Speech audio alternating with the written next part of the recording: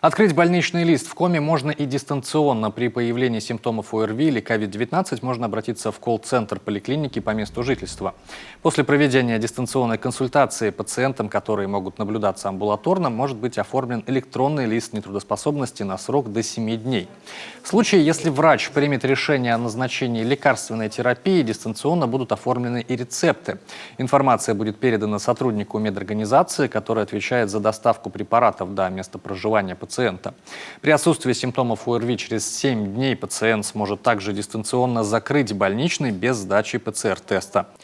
Если состояние человека не улучшится, к нему на дом будет направлен врач, который сможет продлить больничный, взять анализ на ковид и назначить лечение.